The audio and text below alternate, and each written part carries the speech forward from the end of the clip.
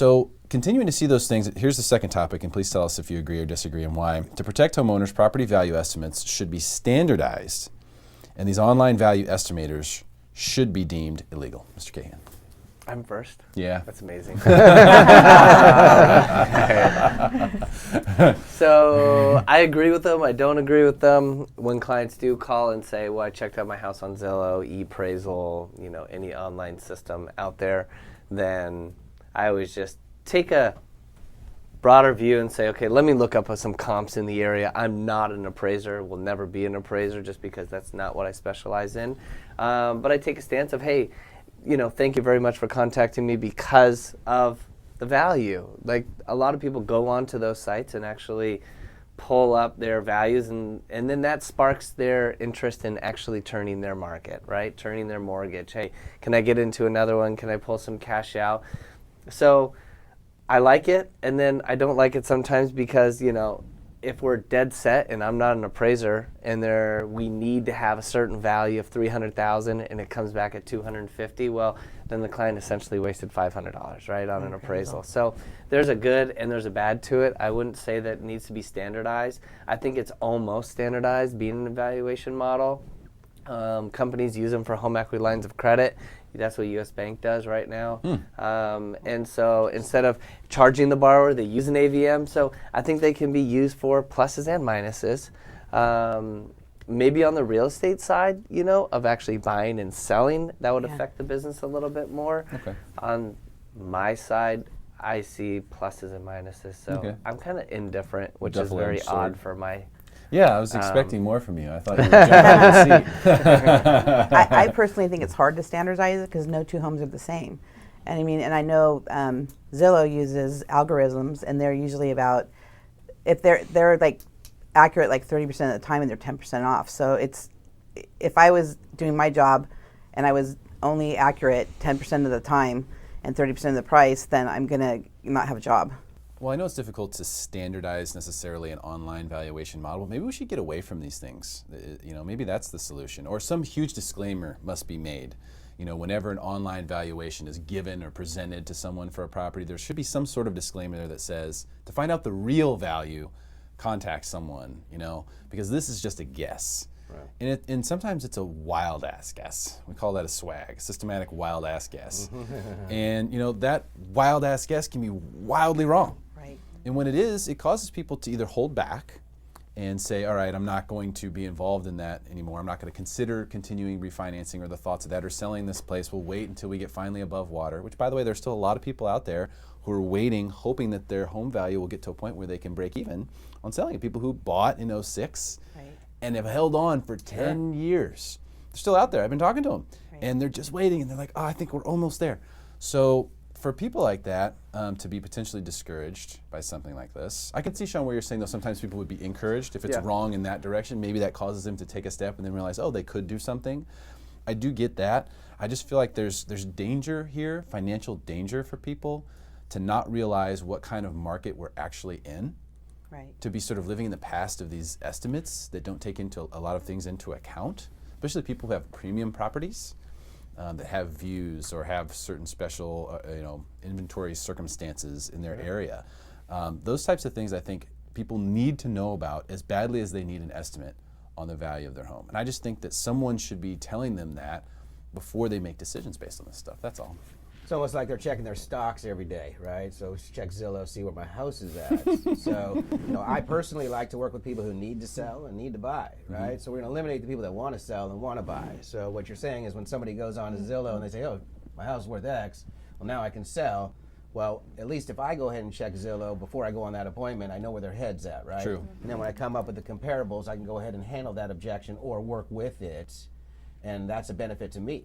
So I don't think it's something that needs to be taken away, or a disclaimer could be good. I don't think Zillow would want a disclaimer, go talk to a professional, unless of course they had a real estate brokerage that they were referring people to, right? Obviously they have guys that are paying premium to be a realtor and get their picture up, etc., which is just all part of internet marketing.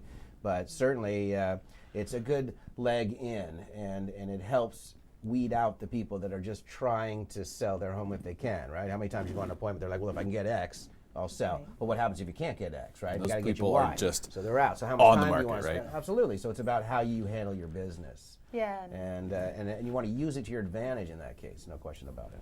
Okay, what do you think, Derek, Libby? I think there's always going to be that FSBO, for sale by owner person out there that is the person that believes their property is worth so much more than it is. So without the aid of Zestimates, they're going to have a predisposed opinion.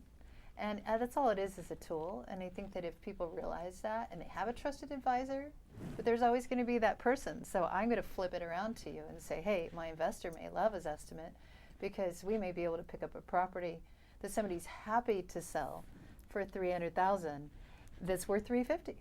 And now we If they just need- helped They don't know some any better. person Yeah, if they need to situation. sell or they're relocating, And they're the people someone's who dying, love they're getting a who divorce, hate they a can't afford realtor. it. Exactly. that Go ahead and refuse use to it. deal with one. And I say, and I've had clients like that before, not my client, but they said, no, I do not want a realtor. I hate realtors. This is how much my property's worth. Give me the cash and I'm going to go. And after they realize the error of their way, maybe that would bring them back around to understanding that it would have been wise to get someone to advise them. Yeah, well, I agree with you. I think that's the person who's the most at danger. That's the answer I thought Sean was going to give earlier, because he's a property hawk like a mofo. That just leads right back into Zillow, or into Redfin, because you get these for sale by owners who are willing to pay 3% Bottom commission, feeder. but not pay a listing broker. Yeah, you go to Redfin, and for a point or a point and a half, you can go ahead and list your house. And so I think they tried to get that market of the for sale by owner, the people that were willing to pay a selling office commission, and maybe just for another point, they can capitalize on the listings. So one more thing here, and I think everyone's had great input on this. And I know it's difficult, the idea of creating some sort of standardized situation with this. And I know that's probably not going to happen. I think it would be helpful. But Sean, recently you told me something that I'm going to bring up now. Hopefully it wasn't in confidence. Is it about ripping your jeans on the dance floor in Vegas? No, that wasn't it. Okay. You told me you're going to sell all your properties. I am. You are selling your properties. Absolutely. You're selling them all right now. Absolutely. Okay. Do you want to tell anyone why?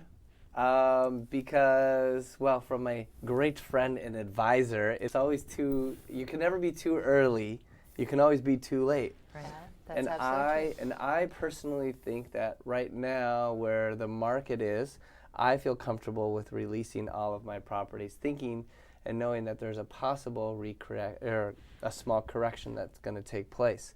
A small correction to some, like 10%, see, it can benefit me tremendously, because they sell at 10%. Maybe I can pick up something 15 or 20% lower, and so I think that the prices right now are really high. Personally, I think that there's a lot of individuals out there that are trying to sell their houses for more than they're worth. I mean, I've made multiple offers, and they just don't come to fruition just because the price we're so far different, Sure. And right now I'm really excited, and I have a lot in escrow already, and Really? I'm excited to continue moving forward and releasing everything. Pretty interesting, huh? Very Yeah. nice. Yeah, so there it is. Now, take that for what it's worth. A lot of people are finding opportunities to buy right now to be quite awesome.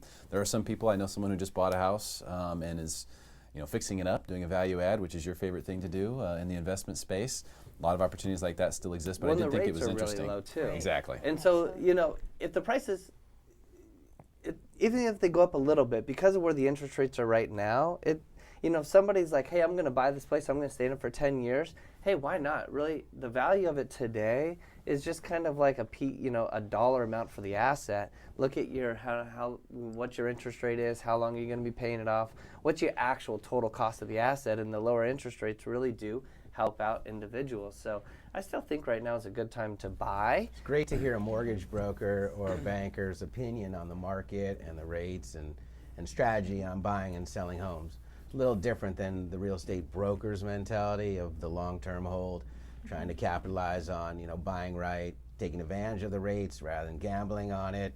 As prices go down and rates go up, if you're not rate sensitive, it's not an issue. If you are, then it just depends on your investment portfolio and what you're looking to accomplish. Buying out of state's great, triple net leases, commercial property, no question about it. But they generally say, don't buy farther than you can see because you want to, be able to. I moved the handle team it. out there. Okay, good. There you go. So you're following that rule. I love it. Yeah. I know that real close.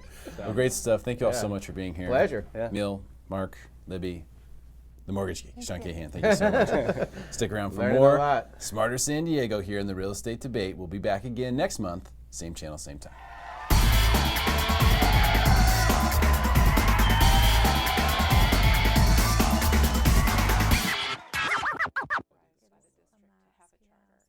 So it's it's a confusing, complicated relationship. But essentially, the money follows